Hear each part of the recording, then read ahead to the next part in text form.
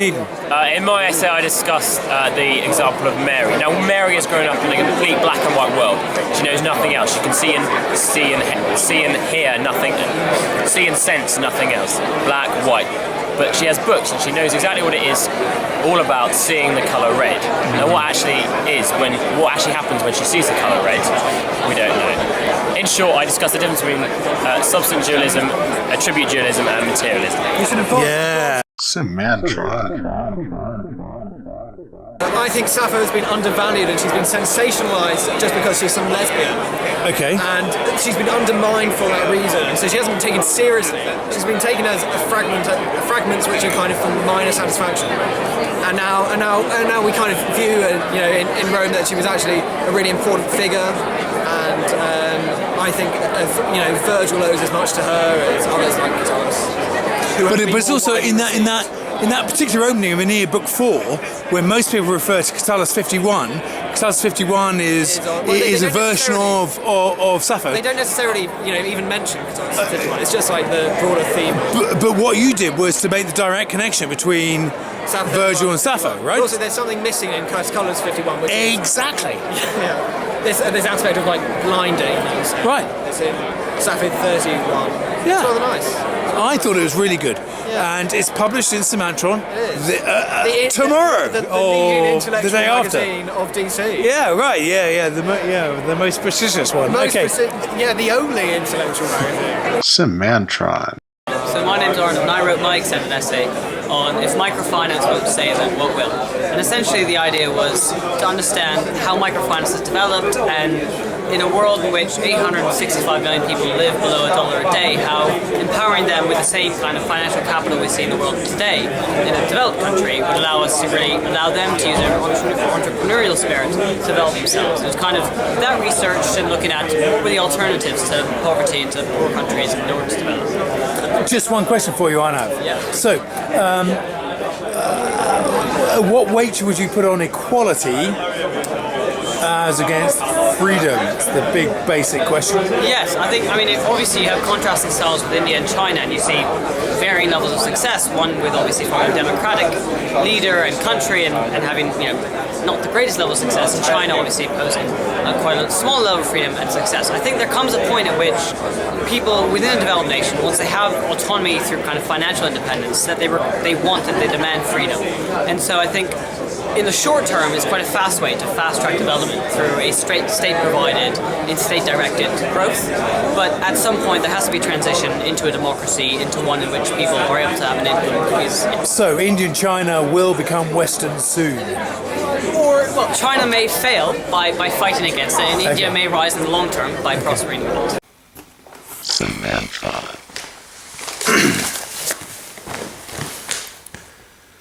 Surprisingly, I'm sometimes asked what Semantron is. Semantron. Well, it's a magazine that tries to include all that is best academically, intellectually, written by boys. But not only that, it also includes work by teachers. Because I at least think that our pupils need to know that teachers can still be functioning thinkers. Semantron was founded about 25 years ago by Jan Pigott, then head of English, later to be archivist of the college and of course a historian of the college, and the then head boy Richard Scholar, who is now a fellow of Oriel College, Oxford.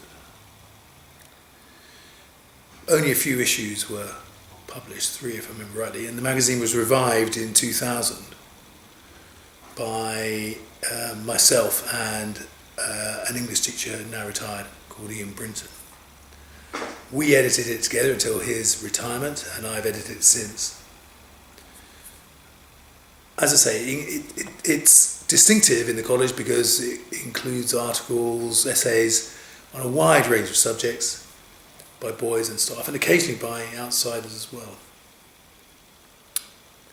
Hope you enjoy it.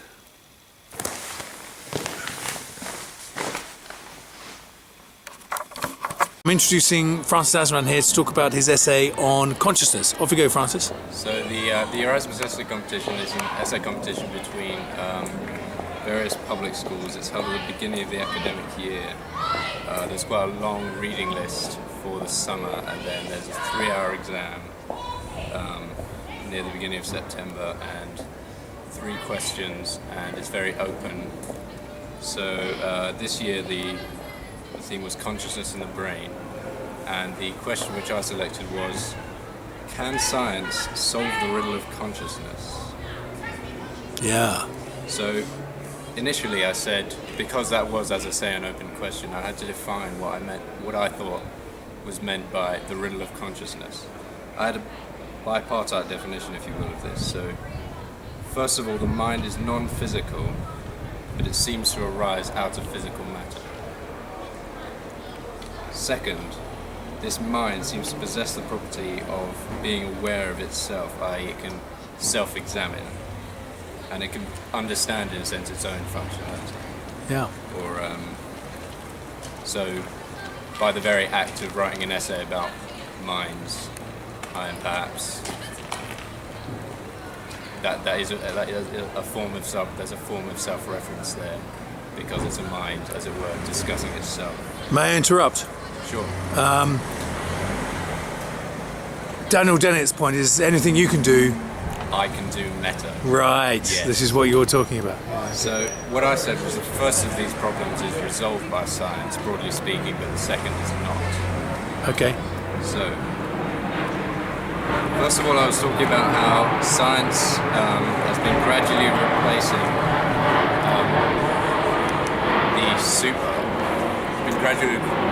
perhaps other, if not belief systems, then other explanations of physical phenomena, which previously had seemed to have no other prominence other than the supernatural. But once we get to the mental capacities of higher life forms such as humans, this kind of expansive process appears to cease. Yeah. So, because the mind has no obvious physical presence. I mean, to give an example of the discoveries of science, as it were, we now know that if the mind has a physical presence at all, then it is in the head, not in the heart, where the mind or the soul used to be. Or in Homer's Iliad, the liver. Right. Feel emotions in the liver. Excellent. Yeah. That may be still true. You never know. Okay.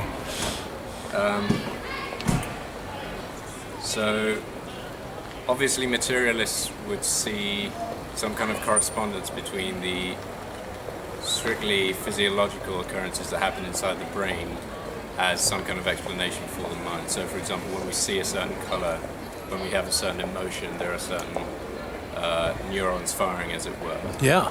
But I just basically asserted that although there is, of course, some physical correspondence, there is some correspondence between what goes on in a purely physical way and the mind, that does not make the brain and the mind equivalent.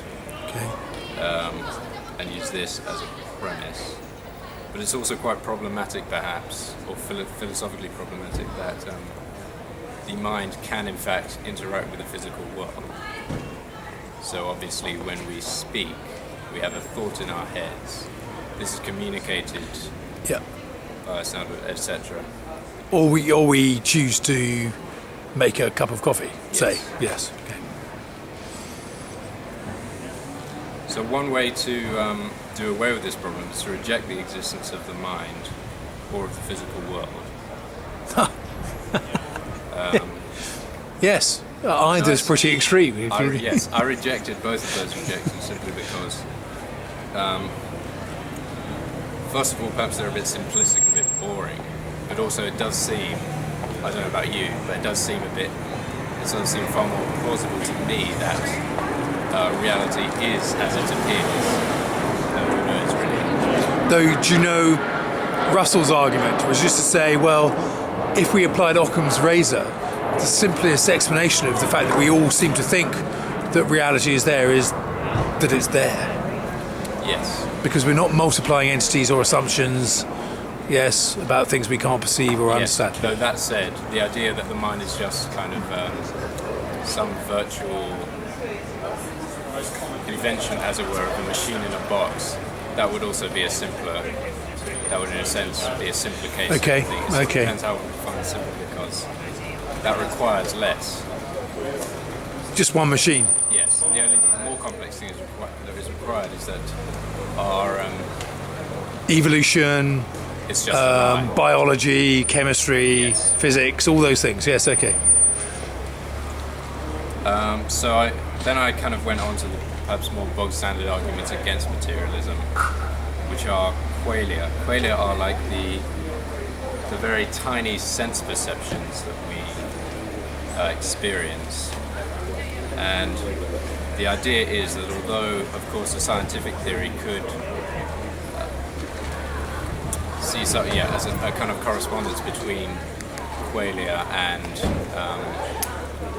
and brain impulses. So as I say, like when you see a certain colour, then perhaps one particular area of the brain fires up. That still doesn't explain what it is to see that colour. Its explanation of the mind is legitimate but not complete. Good. So Good. And most philosophers would agree with you. Sort of hardcore materialists, of course, are not interested. But then again, all they've done is assertively write off whole swathes of subjective experience right. Okay. without any explanation. Okay. Gone. So I rejected those kind of ideas, I suppose. But also, I think I mentioned the problem of ownership, which is where, of course, physical or qualic experiences correspond to some physical phenomena. Like I think I said seeing a table. But I was a bit unsure about this actually. But I think the idea is that if they're broadly the same, then the qualic experiences of one mind and another should be about the same also. But but even going back to Locke, your thought about a table, I mean, or when you think about a table, you clearly have not got a table in your mind, if such a thing exists, because the table's too big. It wouldn't fit inside your head. Yes, so there must be, in Locke's terms, some sort of representation of the table in your mind. So you're not ever thinking about, oh well, let's ask Dr. Kinch if she's here. Here comes Kinchy Strider, Kinchy Strider. It's Kinchy Strider, it's Kinchy Strider. It's Kinchy Strider, it's Kinchy Strider. It's Kinchy Strider, it's Kinchy Strider.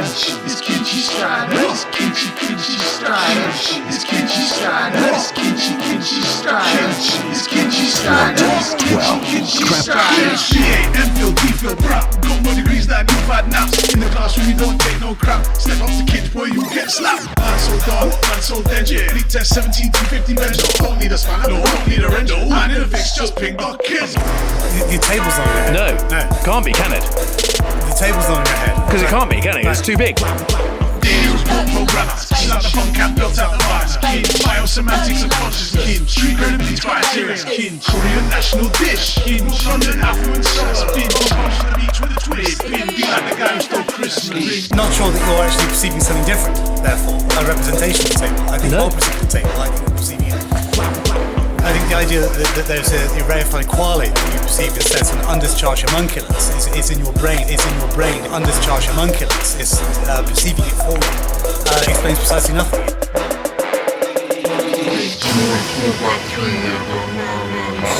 Says man can change you alive. Booty swap. Around his iron rubber when he shoots. When he bounce so hard you need a water break. bursting. It's Kinchi Strider. It's Kinchi Strider. It's Kinchi Strider. It's Kinchi Strider. It's Kinchi Strider. It's Kinchi Strider. It's Kinchi Strider. It's Kinchi Strider. Explains precisely nothing. It takes a difficult problem and puts it back a level. Yes. I think that's what you were saying, Rod. Interesting, although in far more sophisticated terms. Well, I think that's what you were saying, Francis, more or less. See, he's describing his essay on consciousness. Oh, I see. Are we... I then referred briefly to, I think it's J.R. Lucas that almost Yes. to abuse or abuse the Kurt Gödel's 1931 incompleteness theorems, which state under some very precise preconditions that effectively there are mathematical propositions which cannot be proved. And the idea was that since the mind can at least be approximated by like an axiomatic system, and that we have thoughts, we have basic facts, and then we have laws of inference, Yeah. and that's how we get a priori Yeah. knowledge.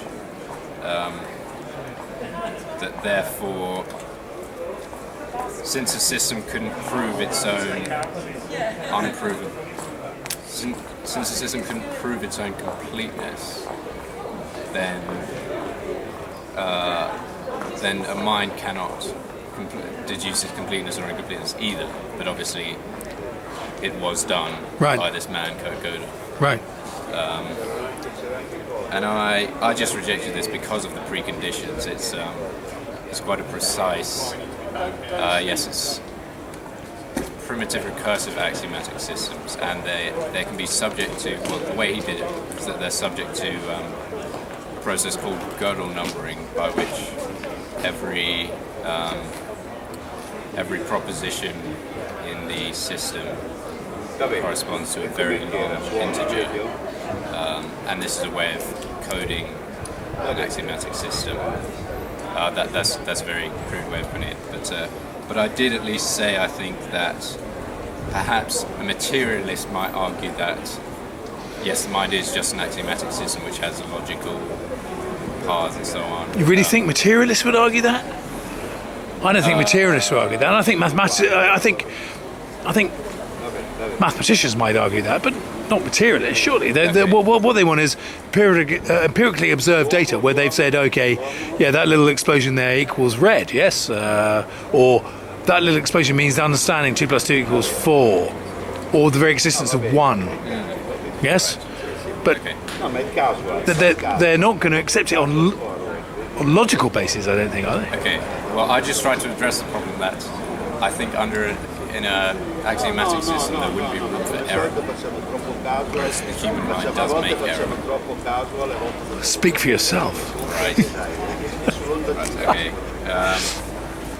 So I remember I was a bit rushed. Though I did use all of the 3 hours for that. But I concluded basically this problem of independence of the mind and consciousness from the physical world, and yet the influence which the mind and consciousness has over the physical world isn't really alleviated or sufficiently alleviated by materialistic theories. I believe that's called the gap. The Explanatory gap. Yeah. And I wanted to have pack a punch at the end. So I think I said something like, the explanation of the mind cannot be achieved by the mind itself. And on that basis, no, science cannot solve the problem of consciousness. Okay. Well, I've been researching HIV and the latest treatments that we have on offer, and I found that there are quite a few interesting cases. There's the typical one is HAART, highly active antiretroviral therapy, and that's the best one we have on offer right now. But the one I'm really interested in at the moment is the one that can potentially give a cure for the rest of your life, and that's interesting in the case of the Boston patients, in which they had a blood transfusion, which meant that a certain receptor on their cell membranes was blocked so that HIV couldn't actually enter the cell, and therefore it provided a cure for their lifetime. And so I hope you enjoy reading my article on HIV. Hi, I'm Charlie Apple. My extended essay was a critical exposition of democracy.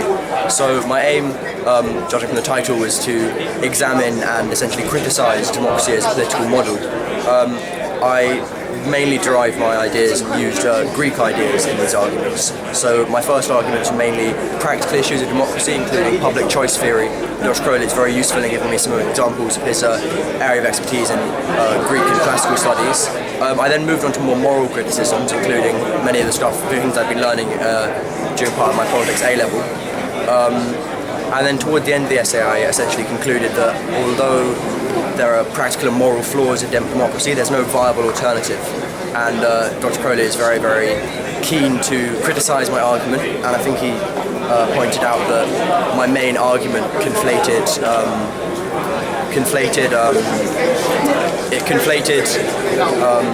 simply the purpose of making a correct decision with people's rights to oversee their decisions. So there's a lot to go with. I wrote an essay on job promotion competitions. The maths is really hard. Semantron. Marco Iovino, you wrote an extended essay on a clockwork universe, ? And you were investigating something to do with quantum mechanics. Is that right? That is right, sir. Okay.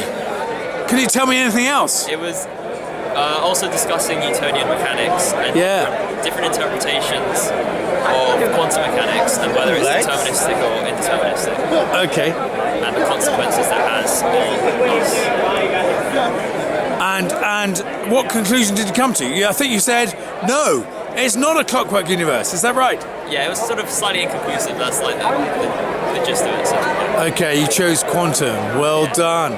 Thank you, Marco.